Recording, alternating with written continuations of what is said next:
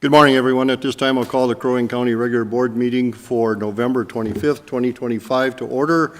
If you'll stand for the Pledge of Allegiance and a moment of silence.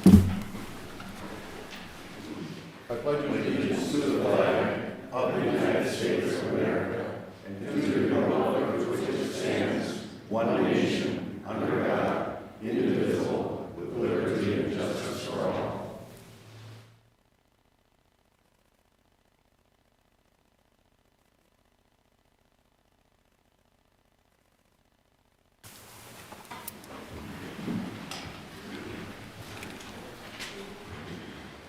All right, if you'll call roll call, please. Commissioner Coring. Here. Commissioner Lupke. Here. Commissioner Barrows. Here. Commissioner Franzine. Commissioner Lee. Here. All right. Thank you. At this time, we will have open forum. Is there anyone here who would like to speak on something other than what's on our agenda today? Is there anyone here that would like to speak on anything other than our agenda? Seeing and hearing none, we'll move on from that to number 3, which is the review and approve of the minutes from November 12th, 2025. Motion to approve. Motion by Commissioner Lupke, second by Commissioner Franzine. Roll call, please. Commissioner Coring. Yes. Commissioner Lupke. Aye. Commissioner Franzine. Aye. Commissioner Lee. Aye. Commissioner Barrows. Aye. That motion passes. Thank you very much. We'll move on to number 4, which is the review and approve today's agenda. Any additions or corrections? No changes, Mr. Chair. Motion to approve. Motion by Commissioner Franzine to approve. I'll second it. Second by Commissioner Lee. Roll call, please. Commissioner Lee. Aye. Commissioner Coring. Aye. Commissioner Lupke. Aye. Commissioner Franzine. Aye. Commissioner Barrows. Aye. That motion passes. Thank you. Number 5 on our agenda today is the consent agenda. Any concerns with that? I have one question on 5.10. Do you want me to ask that now or after? Yes, go ahead. So we have these tax forfeited funds, and I don't know who wants to address that from Land Services. If we don't spend those funds, where do they go? Do they get saved, or what happens with those funds when they don't get spent? Good morning, Commissioners. If we don't spend the funds in the tax forfeited account, they get apportioned at the end of the year. 60% basically comes to the county, 20% to the school, and 20% to the city or township on which the land or the timber were cut or sold. So if we don't spend 100% of it, then the rest of it doesn't go back to the state, it doesn't stay with us, it gets divvied up amongst the rest of the people in that area that was served. 40%. 40% of 40 it. cents on the dollar would go between the school and township or city. So there is no saving it over and over? There is no rollover. Okay, and that's part of that statute that was written or something back in 71 or 72, if I'm not mistaken? Mm-hmm. Okay, I just wanted to clarify that. Thank you. Any other concerns? And if not, I would look for a motion to approve the consent agenda. So moved. Motion by Commissioner Franzine, Second. second by Commissioner Lee. Roll call, please. Commissioner Franzine. Aye. Commissioner Lee.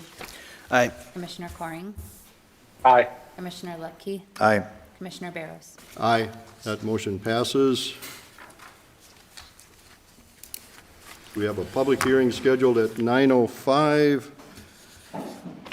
Click. Mr. Chair, perhaps Tom could tell you a little bit about the harvest plan first. He can go over the information with it, and then you can open the public hearing portion of it. All right. Good morning, Tom. Good morning, Mr. Chair and Commissioners.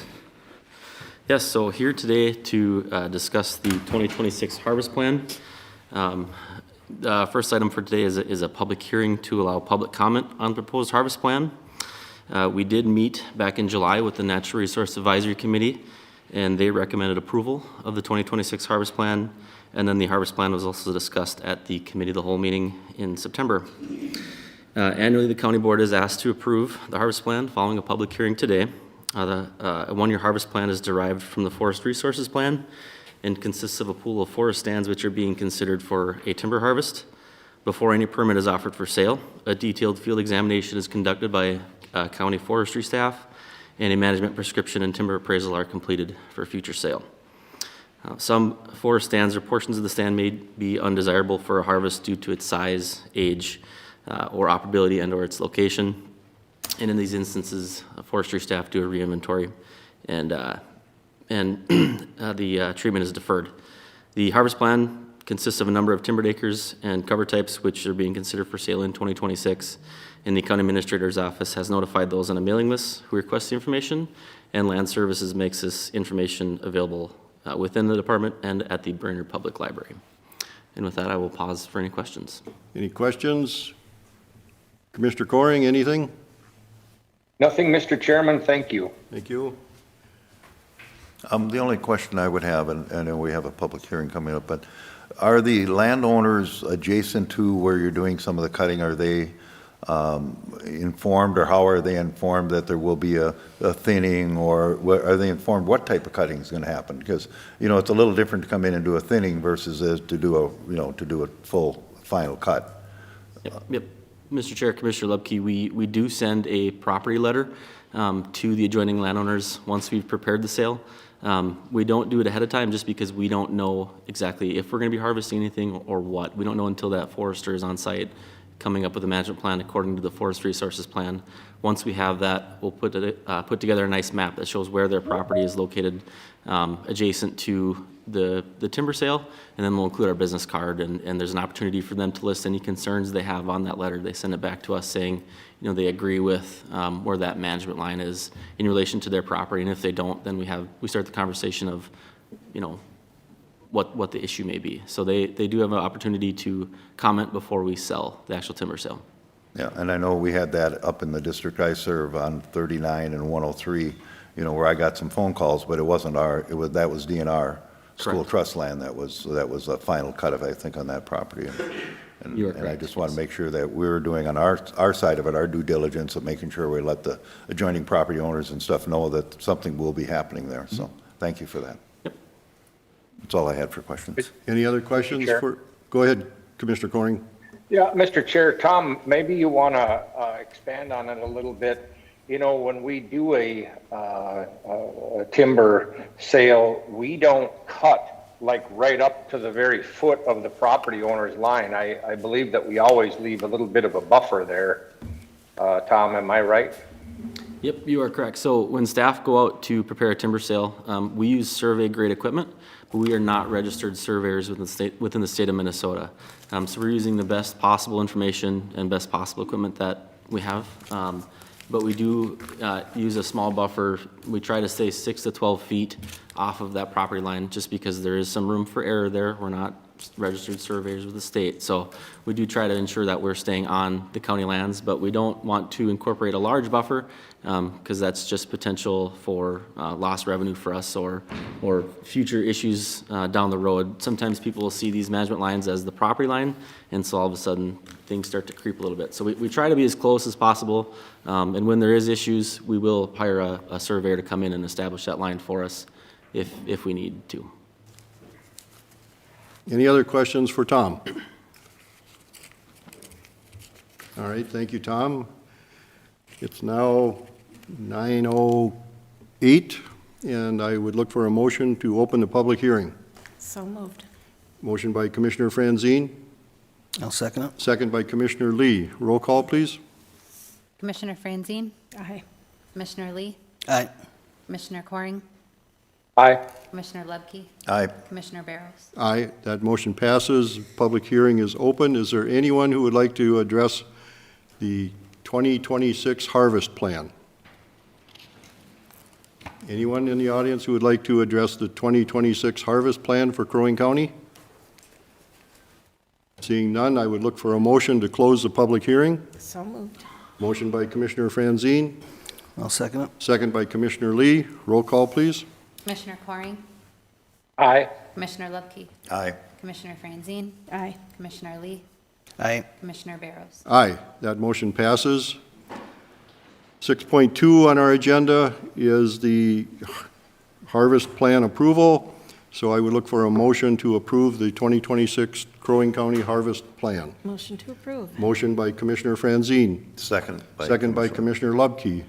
Roll call, please. Commissioner Lee, Aye. Commissioner Coring, Aye. Commissioner Lubke, Aye. Commissioner Franzine, Aye. Commissioner Barros. Aye, and that motion passes. Thank you, Tom. Thank you, Appreciate it. Commissioners.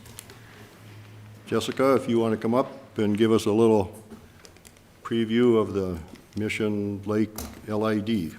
Sure. Good morning, Mr. Chair, Commissioners. Today we have before you the public hearing for the mission lead creation. We did hold per policy a pre-petition meeting on August 9th of 2022.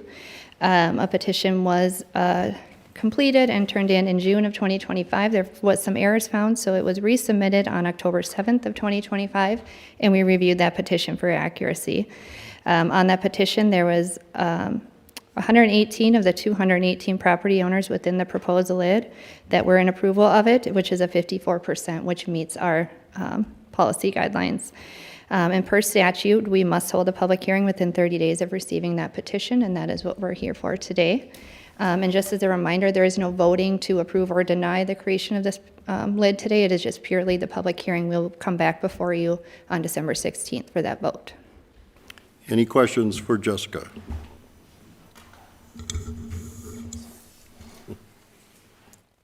Commissioner Coring, anything? Mr. Chairman, thank you. No questions at this time. All right, thank you, Jessica. It's now 9:11, and I would look for a motion to open the public hearing regarding the Mission Lake LID. So moved. Motion by Commissioner Franzine, I'll second it. second by Commissioner Lee. Roll call, please. Commissioner Franzine, Aye.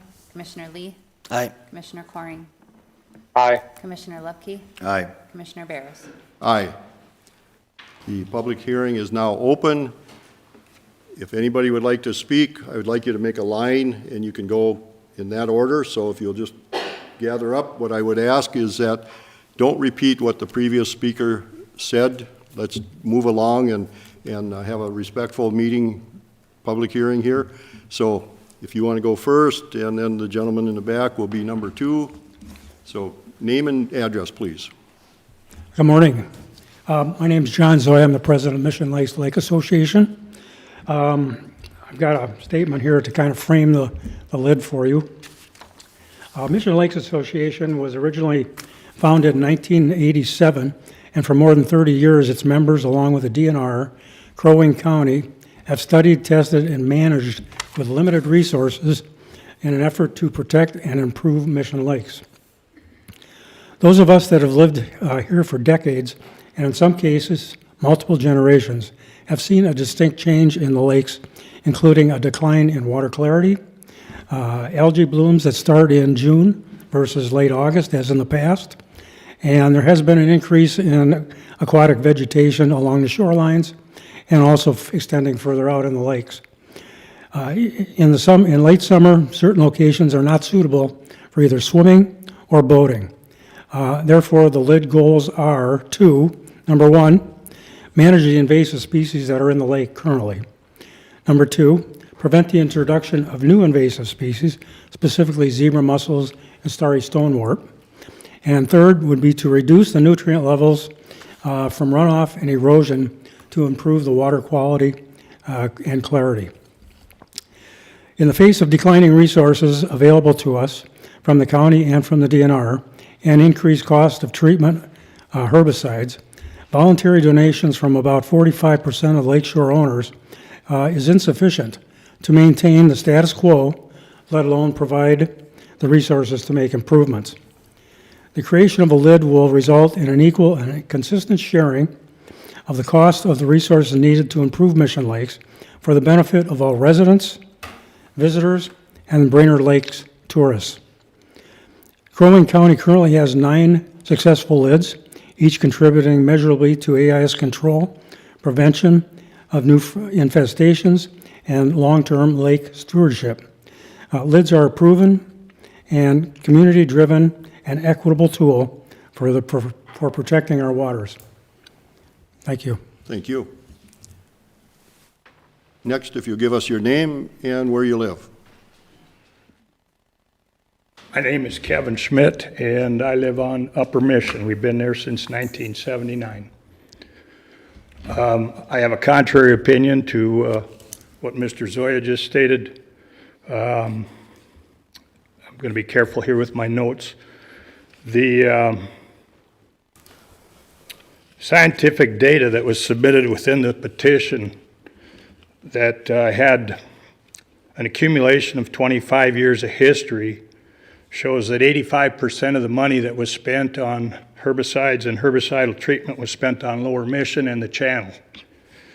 In the 25 years, there was apparently no mitigation of the invasive species. All the mitigation that appeared was temporary. In those 25 years, $93,514 was spent on Upper Mission, including the resort area. This is a $35,906 annual average. The LID you propose has a tax being collected of almost $25,000 annually just off of Upper Mission, which I find to be quite far from equitable distribution. The Minnesota Advisor Statutes, I'm sure you're familiar with it, the SWCD implementation plan responding to the statutes has a protect status on Upper Mission, which is the best class of water quality that they can score. On the contrary, Lower Mission has an impaired status, which is the lowest class. I'm stating that based on the two lakes are very different. The DNR, which just recently completed a 2024 Watershed Health Assessment Framework, further defines the two lakes. Upper Mission is at or above the goals or thresholds for all four levels of classification, the best you can achieve in this category. Additionally, it shows the water quality and clarity for the last 3 years is the best that it has been since 1975. And that's not my opinion. This is right off of their website and their statistical information. This improvement happens to occur in years when, as Mr. Zoya stated, they were short money and not a lot of treatment was being done. As opposed, on the other side, Lower Mission, the conditions of this lake, and I quote, have degraded to a point that it cannot support desired outcomes from invasive species treatment. It has failed and fallen below all desired goals in 2 of the 4 classifications. This lake provides only marginal lakeshore at best and includes large masses of vegetation. And again, to quote our AIS specialists that are also quoted in the LID proposal information you've got, this lake would benefit very little from herbicide treatments. From the revisor statutes, the petition fails to really support the definition of a problem on Upper Mission. In fact, the DNR and SWCD statements that we just talked about have us as one of the best lakes in the area. And again, that's Upper Mission. The appropriateness of boundaries specific to the implementation and feasible solutions part, Upper Mission is not adversely affected by a very poorly defined problem in this LID proposal. The equitable distribution and levying of costs is ridiculously unfair and clearly has the taxation of Upper Mission paying for Lower Mission's problems. The feasibility of the program, the LID proposal never actually defines the program, only talking points. 25 years of the history on these lakes with unlimited financial resources failed to mitigate AIS. Fortunately, the minimal treatments on Upper Mission, referred to as spot treatments in their proposal, did not seriously impact the lake's condition regarding Upper Mission. I would hate to see this LID repeat 25 years of history. We've seen this herbicide treatments now for 25 years, and we've seen it in 07, 08, and 09. In the words of the DNR, and specifically Wendy Kroll, it turned Lower Mission into a septic tank. I've got a lot of other discussion here. I'll stay away from it. I know they've achieved the 50% plus one, apparently bringing it to this point. I would ask you, the commissioners, to seriously consider that this taxation would be unfair. And as a representative and an owner of properties on Upper Mission, I would appreciate that this would be tabled. This LID petition would be tabled. Thank you. Thank you.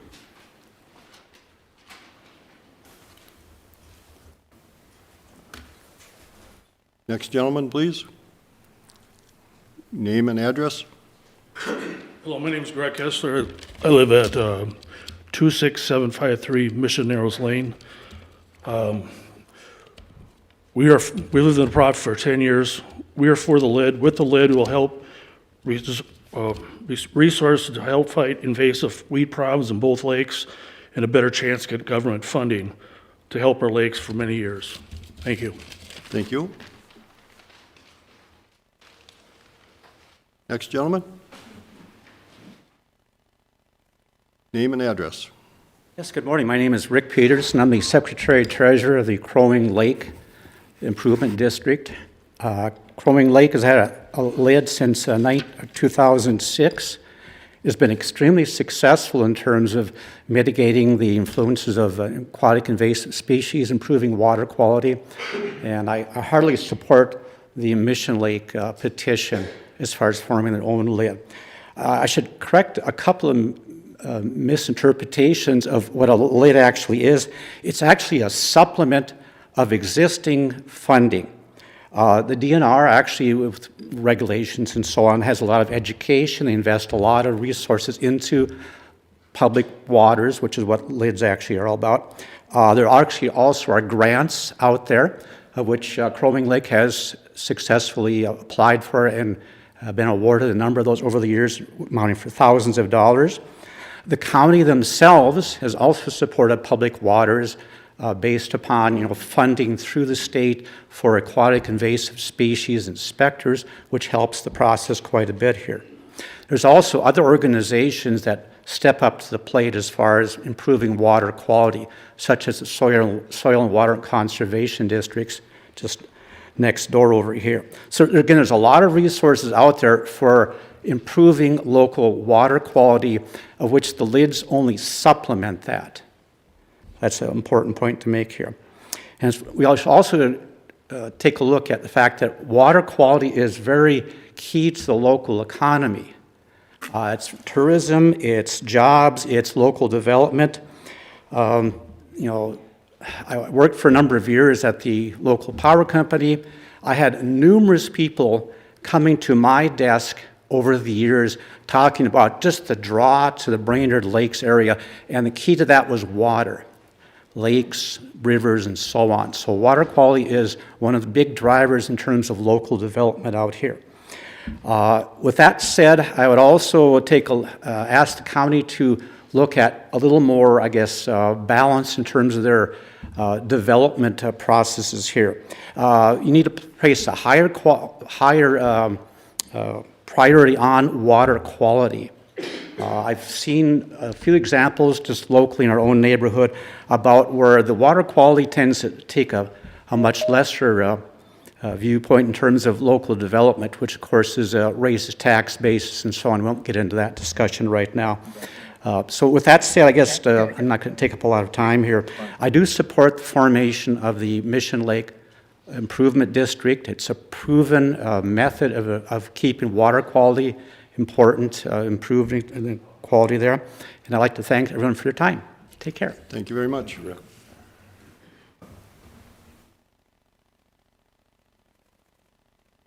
Good morning. Good morning. My name is Michelle Erickson. I also live on Upper Mission Lake. My family has lived on Upper Mission Lake for the past 60 years. I took over my father's property after he passed away after 100 years. I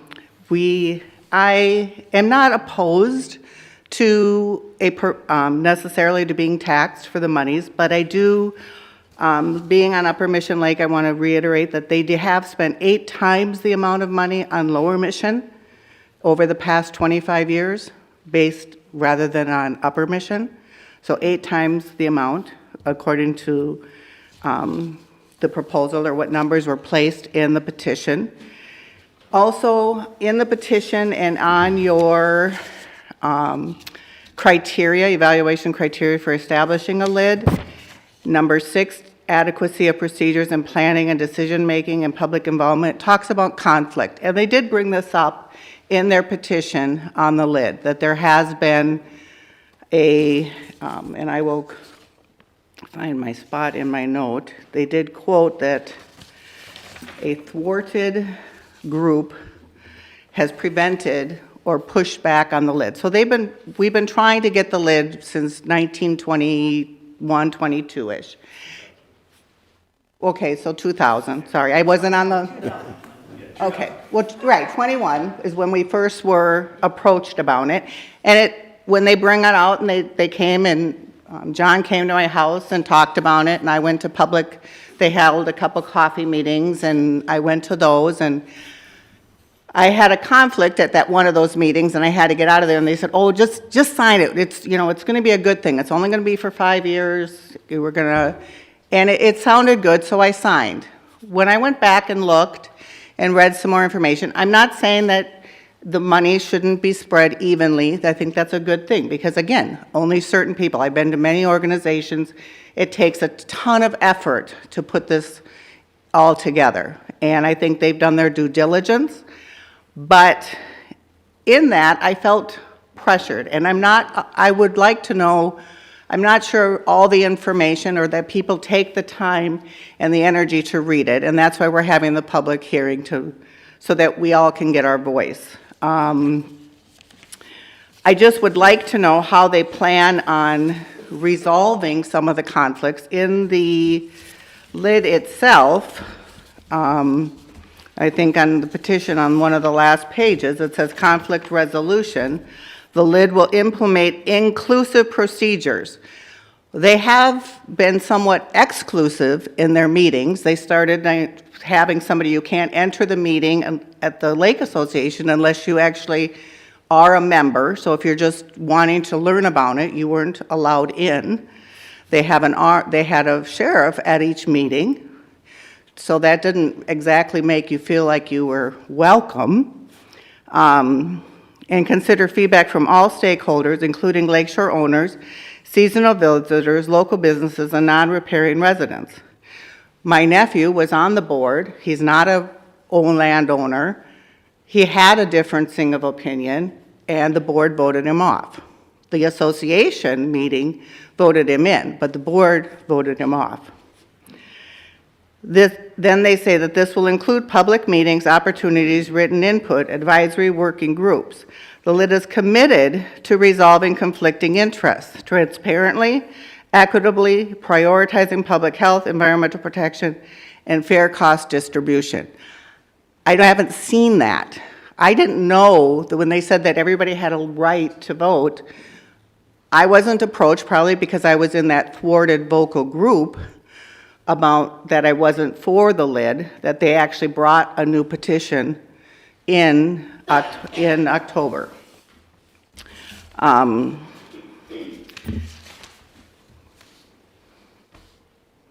I'm not always in favor of herbicides being put into the water.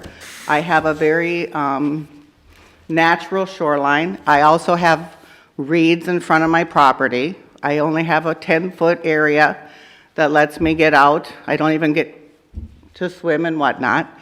So, and when it says the DNR, it says that they have to post the placards. They do put a placard in the water, but it's flat, like this, on the water. So there's no way of knowing that they have dumped the herbicides into the water until you actually physically go out there. I have people who's swimming in the lake. I have my dogs that drink from the water. I water my flowers right there sometimes from the water. And there's not, yes, they marked it, but there's no way of knowing. They haven't necessarily notified us ahead of time that they're going to do this. So, thank you Good. for your time. Thank you very much. Thank you. Appreciate it. Mr. Chairman, Commissioner Coring, go ahead. before she leaves, Ma'am? You know, I just got a question. I don't know if I heard you correctly. Did you say that they restrict who can come to the Lake Association meeting? At Did I times, hear you that weren't correctly? allowed in the building unless you were a paid member.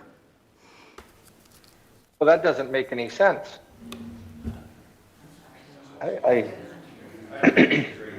don't know, that's not the way America works. Anyway, I wanted to make sure I heard you correctly. I'm Thank you sorry, for that. I couldn't hear you. So before you go on, Commissioner Coring, please keep the conversations down so we can conduct this meeting respectfully, so everybody can hear. Commissioner Coring, do you want to? I just wanted to make sure I heard this speaker correctly to say that just not anybody can attend the Lake Association meeting. I've never heard of anything like that. I live on Lower South Long Lake. Anybody can come to the Lake Association meeting, whether you've paid your dues or not. I've never heard of such a thing. That is not the American way. So I guess I'm shocked by that comment. But I appreciate you letting us know that. Thank you. Thank you. And Mr. Chair, just for clarification, the Lake Association and their activities is not purveyance of what today's hearing is about, too. Just so Correct. commenters who are making their comments, just make sure that we're sticking to what the discussion is today, which is the creation of the lid, not the activities of the other body. Thank you. Next speaker?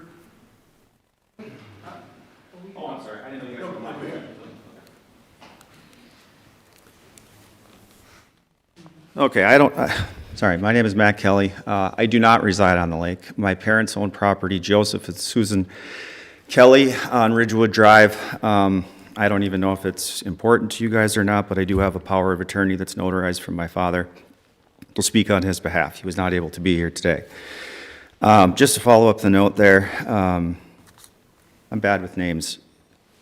Paul was asking if any of you want to see that. I know that we're not here to decide, and what I was directed to do by the county and some people who sit on this board is to stick to statute, information, and facts. So I may come back to this, but for those of you who want to see outside Center Town Hall on an easel, members only private meeting in a public building open for public business. I guess the two, maybe three, if you want to roll it into three, would be within the packet, and each of you also received in addition, I doubled up on the information that I provided to the board, was two studies that were done and completed. Now, whether or not this completed number or date reflects when it was actually available to the public, but when it was completed was WHF, which is through the Minnesota DNR, and this is Water Health Assessment Facts. It has both upper and lower mission in great detail on all forms of, and maybe more. As you get through it, it's rather intuitive and it's very easy to digest. It's not your typical, you need a biology degree to decipher the findings. Very easy, I would say borderline elementary. These findings on upper mission, per my email, which if you haven't read, you can defer back to it, with whatever, both links that you have there to review this. But on upper mission, in both studies, one is one watershed, and I got ahead of myself there. The other one is one watershed. So we've got the Minnesota DNR, and then we have Bowser, the Bureau of Soil, Land, whatever. Both of these studies, one completed in the WHAF DNR one was dated 5/18/23, and the one watershed plan in between the years 22 and 23. All findings put Upper Mission Lake in good health, and as Mr. Zoya stated, that's been done with limited resources. So I believe it's your job as commissioners to find it necessary per page 7 in lid creations under Crow Wing County the word necessary is included in your findings, that you guys need to acknowledge that all resources have been diminished within this lid formation. They've exhausted their efforts through the DNR. They've exhausted their efforts through the county. They've exhausted their efforts through Mission Lakes Lake Association. I could go on for the rest of the afternoon about the association and all of their shortcomings, misconducts, lies, and misinformation. I have all of the evidence right here that would support all of the statements that I'm making, some via email through the Minnesota DNR, in specific, the Crow Wing DNR. But back to my findings, and the findings that I think you all need to look at is Upper Mission Lake meets or exceeds all state requirements on all levels with a B or B plus rating, telling me, and I think all of you, that how could you possibly say that a lid is necessary when all things and all needs are being met? These are two third-party, non-biased, non-conflicting interests who have produced a study. On that note, within their petition, they want to use money allocations, and I apologize if some of my verbiage here is improper or incorrect. This is not my forte. They have in their petition that they want to use some of these resources through the $250 or whatever you guys allot for funding to do further research. I want to know what further research could possibly be done outside or above and beyond Bowser or the state of Minnesota DNR. These studies are recent, they're complete, they're concise, and they're very factual. So, as Mr. Schmidt mentioned, the lower lake, in all of my findings, I cannot find anything that would indicate that the lower lake is not an impaired body of water and is probably an adequate candidate for a lake improvement district. However, this is under one blanket. And I am here to talk about our two lakes, and I want to identify the fact that we have two different lakes that have two very different needs and have a very different biological set of factors that come into place. One is much deeper and has a far less littoral zone, and one is much shallower and is more prone to grow aquatic vegetation. To the fact of the actual treatments and herbicides, that is the only thing within this structure that has any sort of backing or information that would pertain to herbicidal treatment. That information was provided to you by PLM. Note that PLM does not have any accreditations in biology, science, or anything otherwise. So the only information that can be applied to this lid through PLM would be the information that would identify the areas infected with each weed that they see as an invasive, which is fine, and the financial report for the expenses in which they loosely supplied. I didn't really see any receipts from PLM giving you guys factual information in terms of what it's actually cost over the last 2-3 years. It just looked like it was printed into a Microsoft, billing or whatever, financial report. I can tell you how the petition was formed, and the formation of the petition, I'm going to read you one of our newsletters, which is one of the resources that they use twice a year through the association. To the best of my knowledge, this gets mailed out to all the riparian owners, not just association members. I apologize for not having the date on this. It probably is on here, the front of it, but I've got it taped up here. And this is an example, and again, I feel like this would be per statute. You guys are here to decide whether or not this is appropriate for the tax people, and how the petition is conducted is, in fact, the county's responsibility to decide if this was done in good faith and appropriately. To the best of my knowledge, I did speak with a person underneath the commissioner, Sarah Solstrom, the DNR, this week, and had an at-length conversation with him. The DNR is not responsible for this. The state of Minnesota may have written legislature, but it is the county's responsibility to follow statute right now until this lid is formed. I've had questions for Debbie Erickson. Debbie knows what my questions are, and one of them does go unanswered, and it is the necessity. I want to know what how you guys can form the consensus on necessity or necessary that all means have been exhausted. But I'm going to cut to the Mission Bell winter 2023. And this is what was put in the newsletter to the riparian owners. Our lakes have aged more quick, and this is in quotation, our lakes have aged more quickly in 50 years than they should in 1,000 years or more. If you've been on our lakes a long time, you've seen the changes. I recently spoke with our area DNR aquatic species and area invasive species biologists to better understand how our lakes, to better understand how to help our lakes. What I heard was alarming. In quote, our lakes have aged more quickly in 50 years than they should in 1,000 years or more, end quote. They explained ongoing excess nutrients, the aging, this is again in quote, the DNR, aquatic native and invasive specialist, the aging process is caused by an ongoing excess nutrients that are in the lakes and cause explosive weed growth and algae blooms. Eventually, the dying weed mass fills in the lake and you have a lake no more, ...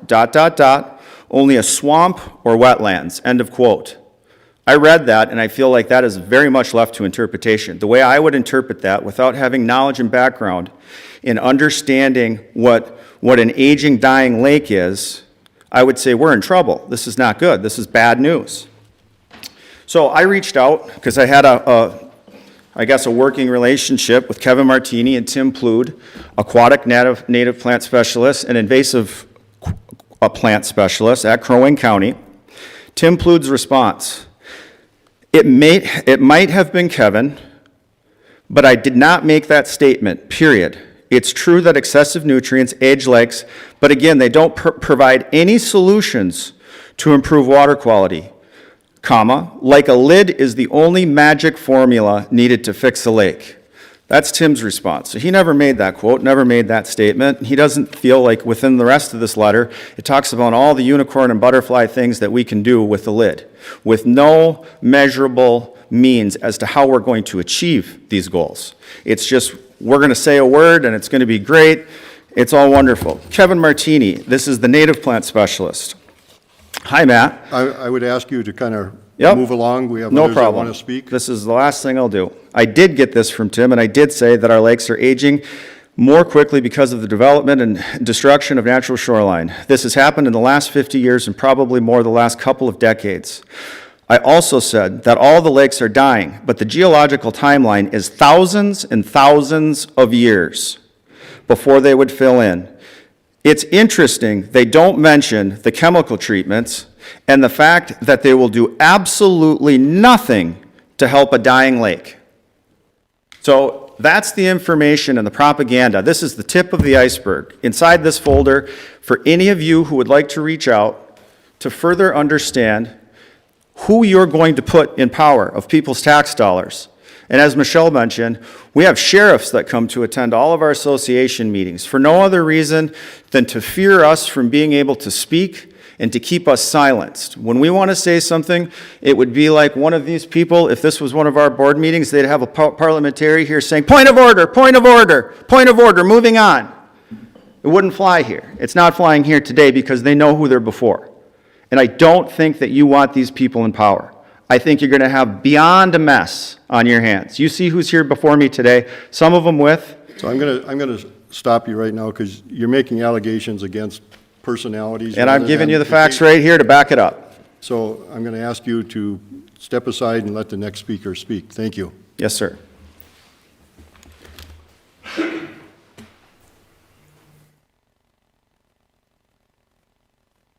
Good morning. Good morning. Whoa. It's a trick one. Your name and address, please. Yeah, name is Dwayne LaFrenzen. Our property is located at 14247 County Road 116, Merrifield.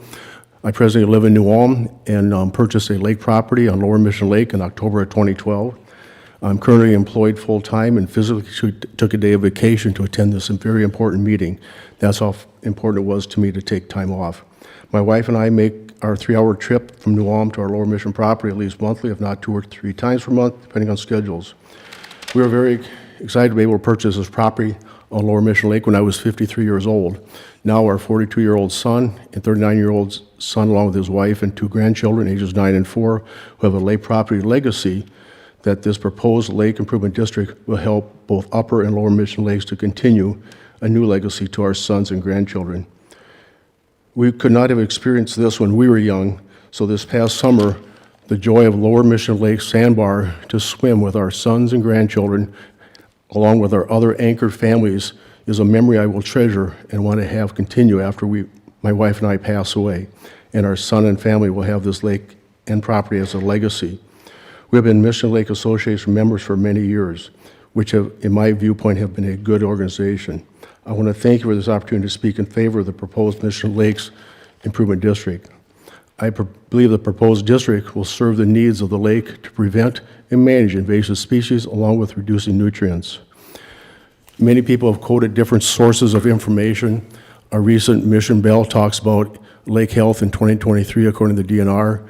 Upper Mission Lake is graded a B, water quality 43, biology 63, hydrology 85. Lower Mission Lake is graded a C+, water quality 27, biology 64, hydrology 87.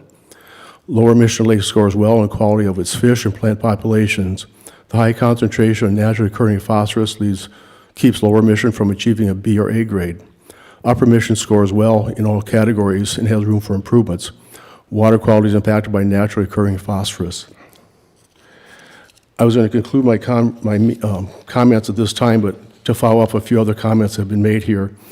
We do own 400 feet of lakeshore. We have cattails, bulrushes, and wild rice, and just enough spot to put in our dock for our boat. And we actually share a joint dock with our neighbor because we're in a special district that was approved by the county. So we are very conscious of concerns about erosion. I've heard people say at different meetings, we don't like herbicides in the lake because we don't want our children swimming in there. I ask people, do you have your children swim in a pool that has chlorine? That has chemicals also. Controversy over the years has been about fluoride in water. Do your children or yourself have fluoride in your water when you brush your teeth? The Lake Association meetings, yes, there was controversy at one time, but I think controversy brings strength if it's done with respect. There is constant water traffic between the two lakes, between Upper and Lower Mission. And I think that's why it's important.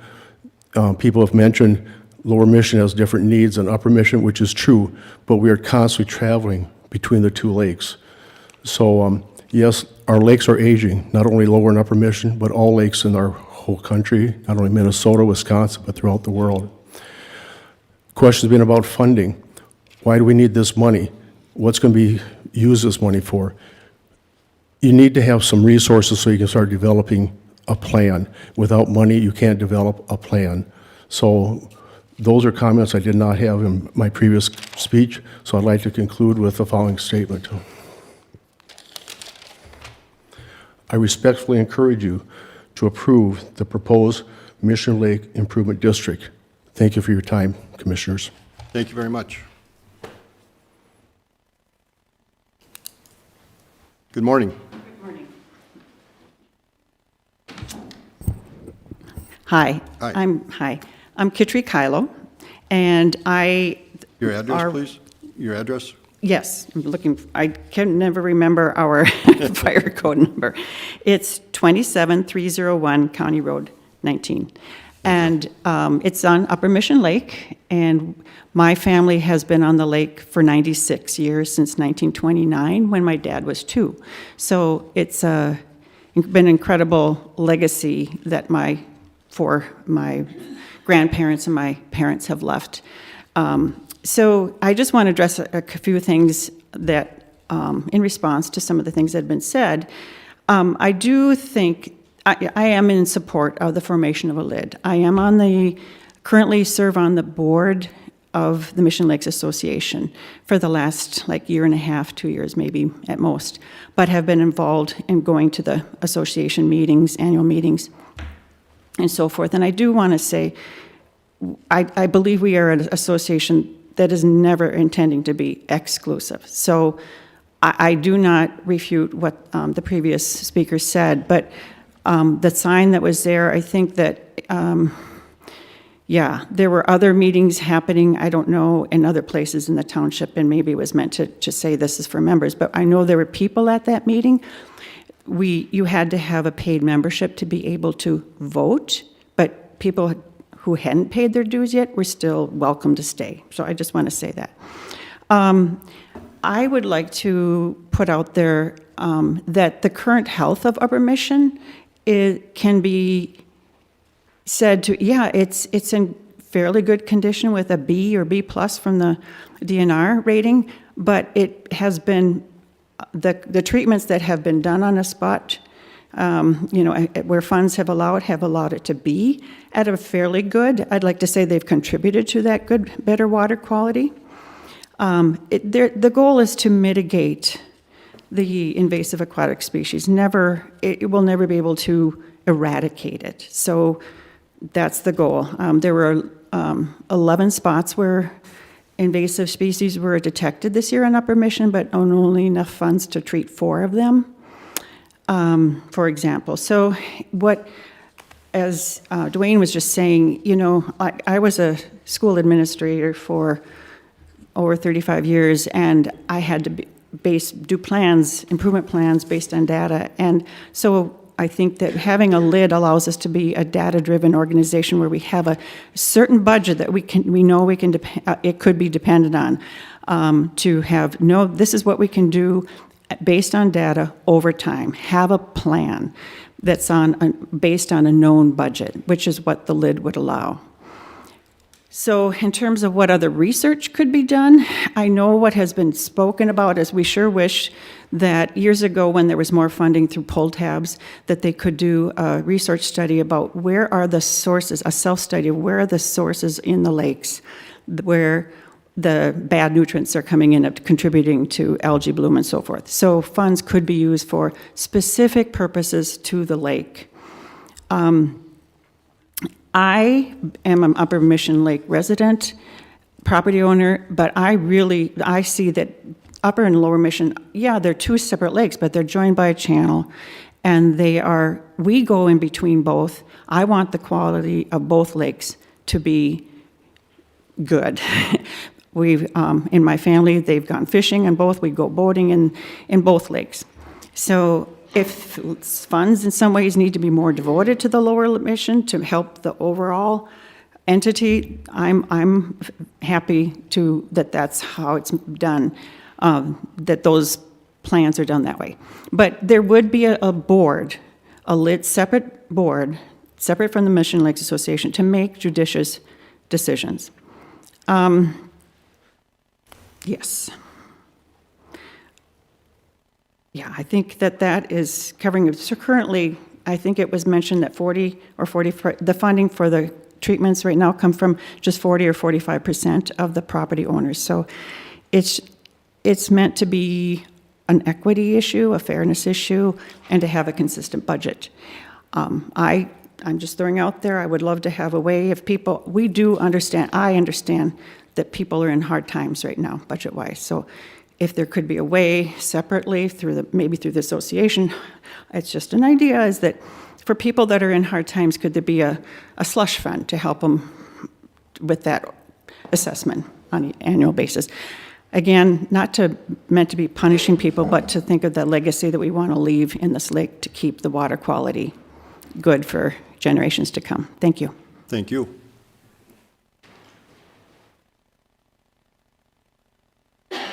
Welcome. Thank you. Is there a microphone? Good. My name is Paul Karras, and I live on Ridgewood Drive, Upper Mission Lake. And I just wanted, I think, Mr. Schmidt and Mr. Kelly have valid points about the difference between Upper and Lower Mission. We are for the lid, and I think, it's really this issue of, does Lower Mission, even for us Upper Mission Lake people, impact our property values, our enjoyment of the lake? And the answer is yes, it just does. It's a very complicated situation because on one hand, there is a big difference, and I would ask the association and the lid, if it happens, to make sure you are looking at this 8-to-1 ratio. That's extreme, for sure. But that, Lower Mission does affect Upper Mission. because we are one chain, and it goes from an 800-acre lake to a 1,400-acre lake. So I think that's the big challenge, is how much does lower Mission affect upper Mission, even though we're on upper Mission. And the second thing I would just say is, there's been a lot of articles in the Star and Tribune, huge increases in property taxes. None of us want property taxes. I do not like property taxes. I think they're going up way too fast in our cities and states. But this is one, at least you know where the money's going. The rest of the time, we don't really know where the money's going.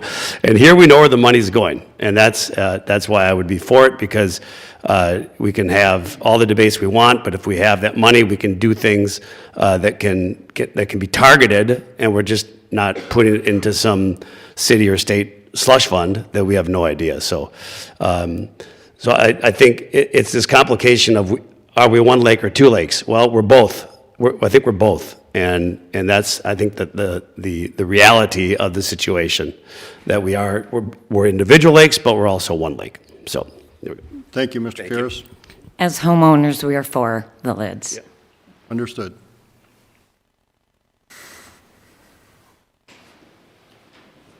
My name is Darrell Voigt. I live at 27181 Ridgewood Drive. I heard figures here of $20,000, $30,000 for chemical to treat the lakes. I, like a lot of others here, are retired and on fixed incomes. And when I read this here and they said $250, I think we could live with that. But I'm opposed to it because it's an open checkbook. They can come back and say, hey, we need more money, and there's nothing we can do about it. Thank you. Thank you very much.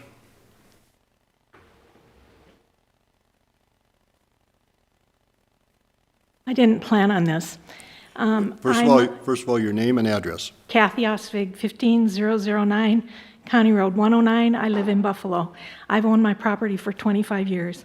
There are two opinions I have. One is a tax never goes away and it never goes down. And the other is, like he said, are we going to be taxing legacy property owners out of their property that they've probably had for however many years? Thank you. Thank you very much. Anyone else?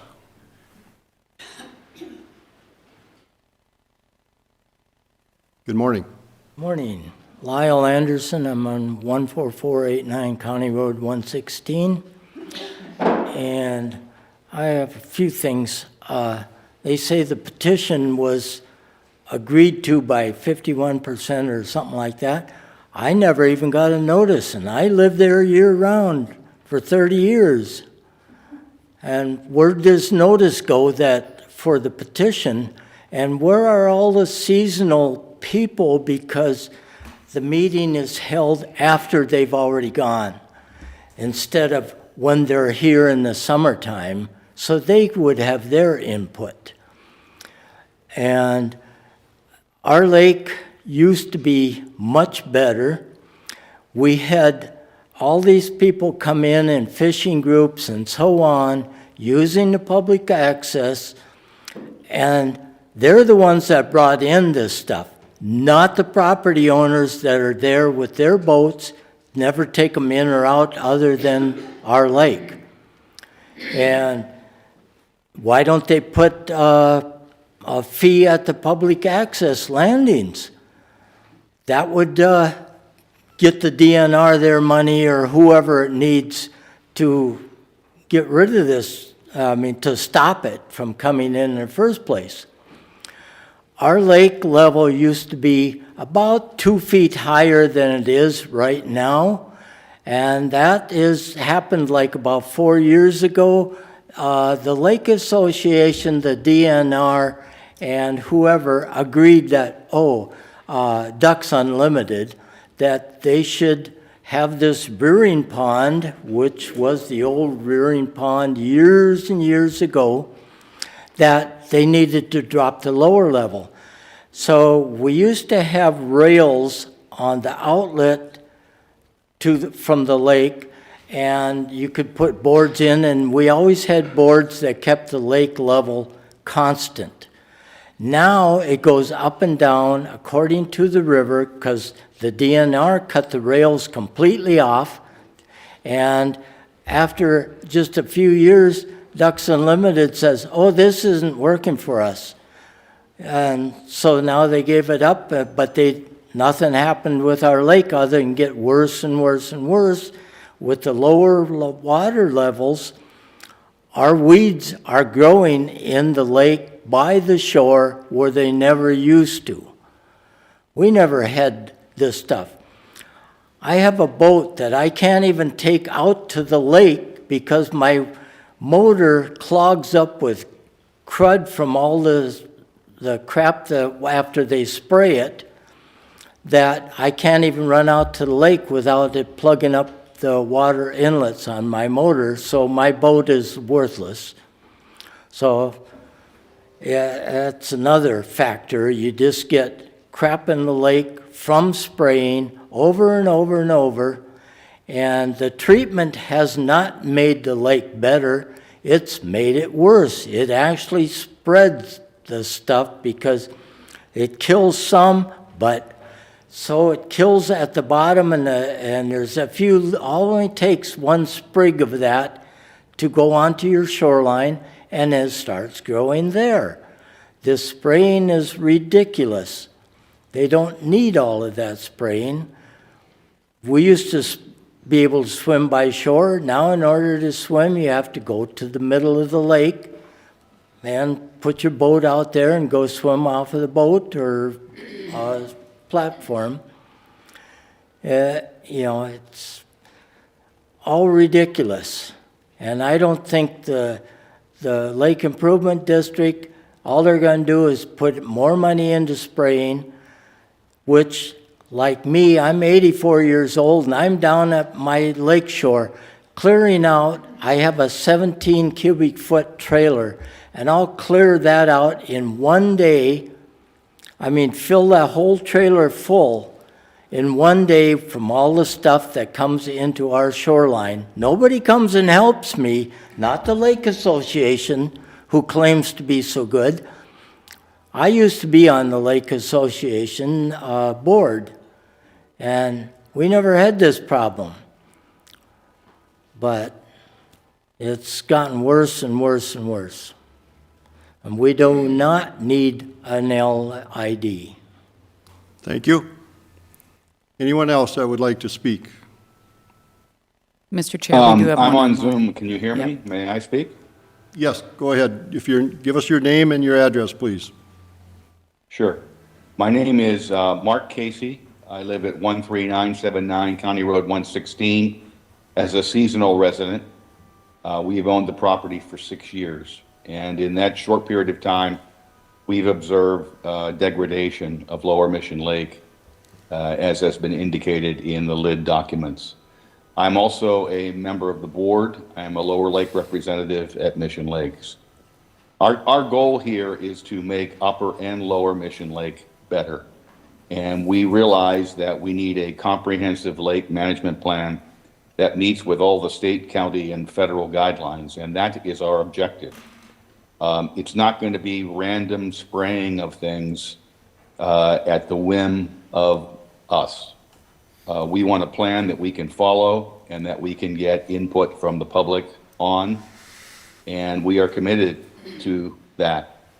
I will point out, as some of the members have pointed out, that some of the meetings have been raucous in recent years and extremely intense, and threats were made. Physical threats were made against board members. Hence our efforts to better moderate discussion in those meetings, and I think we've achieved that. But we will follow the science, and we will do what is in our power to do this the right way, the correct way, and we welcome input from other people in a manner that is friendly and open, and that's how we would like to operate. I appreciate the pressure that folks are feeling on their pocketbooks and property taxes right now. It's not pleasant anywhere in this country. but we can't just stop our stewardship because of that. And we're willing to work with everybody to try to mitigate the pressures as much as we can. So I appreciate this process, and I appreciate the opportunity to speak. And I, of course, am in favor of the lid. Thank you very much. Thank you. Is there anyone else online who would like to speak? Anyone else online? Anyone else in the audience who would like to speak? Yes, sir. Morning, Commissioners. Good morning. Good morning. Good morning, Mr. Lee. Thank you for serving District 5. Excuse me. My name is Del Wozy. I live on 26285 County Road 19. We came up here 45 years ago and bought this property. For the past 30 years, we've been permanent residents on the property. 45 years ago, our 3 children were at home, and they had the pleasure of having a place to go to the lake, something that my wife and I never dreamed about when we were kids. We also have 7 grandchildren that really have enjoyed the lakes. I'm 85 years old and won't be at the lake long. We're starting to think, unfortunately, we need something simpler. So our lake living is coming to an end. But I'm not here for us, I'm here for the future. I'm worried about the economy of Minnesota. I'm worried about the economy of Crow Wing County. If these lakes go to hell, we're not going to have the traffic problem that we have today. I would think every merchant and business person would be equally concerned about the lakes. I'm hoping that some young family at age 40, like we were, would come up here enthusiastically and buy some property. And I would hope that they would have the same enjoyment that we've had. And I would hope that it would be a good outcome for them. I would hope that when they reach my age, they'd be glad they made that investment. I think the investment is a big topic that we need to consider also. The $250 lid, which we are very much in favor of, is a small insurance for the investment. Most of us have property that's worth much more than the $250 would tax us. I was disappointed today to hear some of the comments. I'm glad my wife isn't here today. She wasn't able to be here. I'm glad she didn't hear that Lower Mission's turning into a septic tank. My property statement here a few weeks ago showed my property values going up. That doesn't seem to kind of ring true. I'm talking for the future, but I'm also concerned about Crow Wing County and the health of Crow Wing County and Minnesota. And I'm surprised that the state and the county doesn't place more emphasis on the health of our lakes. It's not our lake. It's a public lake. The economy is so dependent up here on it.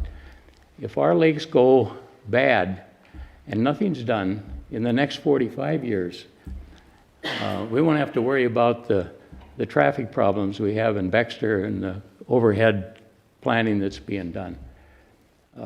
I strongly support the LID, and at my age, it might even be considered foolish. What do I care? What do I care if things go bad? I urge to look at the big picture on this and to consider the LID. I'm very much in favor of it. Thank you, sir. Thank you very much. Anyone else? Anyone else? One more shot at it. I have one more other comment. you just had a meeting with, for the Kimball Lake LID, and it seems to me like they've had their LID for 15 years, and they've collected $200 every year from every property owner around the lake, and now they ask for an increase because they haven't had enough. Now, after 15 years, they haven't improved it enough to where they can't keep increasing the amount. Something's wrong with having an LID that it has no end. Thank you. Probably one statement on that is, over the course of 15 years, the cost of remediation has gone up, so inflation hasn't gone away, folks. Mr. Chair, there's one more gentleman. What was that? There's one more gentleman here that was. You want to speak again? Certainly. Yeah, I'd just like to say the association has tried to be as transparent as possible. We've had multiple annual meetings where everybody on the lake is invited. There's no requirement to be an association member to attend. And that's gone on for a long, long time. This whole subject was brought up in 2017, 2019, 2022, when we had laid it out to everybody at the meeting, said, who is in favor of us pursuing a lid for the lakes? 95% of the people in the room at the time put their hand up and said they were in favor.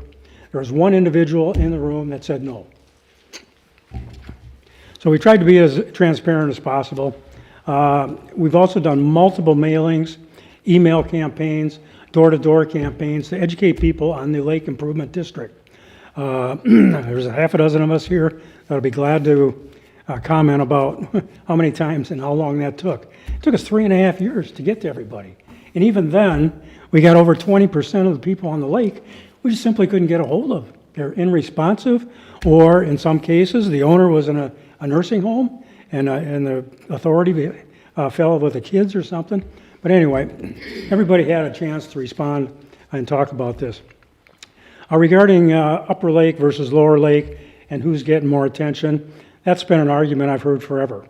So when I took over as president of the Lake Association, at the first meeting I was in charge of, we charted where all the treatments were taking place. And what we found was curly leaf pondweed dominates the lower lake. Eurasian water milfoil dominates the upper lake. To treat curly leaf pondweed costs about $1,000 an acre. To treat Eurasian milfoil is about $2,500 per acre. So what you'll see here is that the amount of acreage treated favors lower, but from a dollar standpoint, they're very equal because the upper lake has seen much more expensive treatment materials. We've also gone out of our way to adopt herbicides that are as safe as possible. This is actually a placard that was referred to. These are posted on the area that's being treated and also at the public accesses. It's required to be there for a period of 5 days. And the material called Procelicor is what we use for Eurasian milfoil. And regarding restrictions, swimming, no restrictions. Drinking water, no restrictions. Domestic uses, no restrictions. Fish consumption, no restrictions. And all it says is do not irrigate food crops for 3 days after treatment. And this is within the treatment area. So we're doing our best to use the most friendly chemicals as possible to do this. And we recently switched to a product for curly pondweed that also is very similar to this in terms of toxicity and so forth. We've tried to be as open as we can to allow everybody to understand what's going on. Unfortunately, it's not just our lake association, but throughout the state, generally people find that about 40 to 45% of the lake residents will actually participate in a lake association. So yes, we don't have the majority of people from the lake involved, but they all have had a chance to make their individual vote heard through signing this petition. And we've made, like I say, multiple attempts to get to people. regarding the $250 that we're asking for, currently there is no requirement in a lid that you state a specific dollar, because I'm told that that limits what you can charge people. From the very beginning, we were telling people we want $250 and that's going to be it. That's what we need. And so that's why we put it in our proposal. We will be locked in there until such a time that either this board here or the majority of the Lake Shore members vote to have it increased. And that'll be an every year deal where the people on the lake, not just Lake Association people, but anybody who owns property on the lake will have a say in how the money is spent and how much it will be. So, thank you for Very your good. time. Thank you. We could go out more than once. I'll let you come up, but there'll be no personal attacks, as I heard last time. And then I'm going to call this to an end. After you speak, then it'll be over with, and we'll move on. So can I ask any of you if you know what amount the Minnesota DNR is legally allowed to permit for treatment with both residential treatment, because every single person on both lakes and all lakes in Minnesota has a legal right to apply for their own permit, which we had 13 plus violations, citations, warnings on the lower lake this summer. One, I believe, probably the biggest was Mr. Pittman.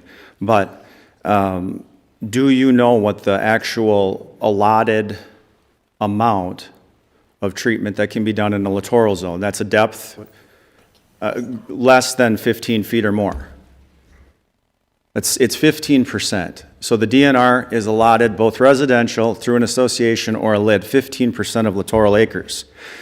The littoral acres on Upper Mission is 285. That math comes out to 43 acres of possible herbicide treatment, period, no matter what. So in conjunction with residents and associations or LIDs, we can only treat 43 acres on Upper, and we can only treat 70 and a half acres on Lower.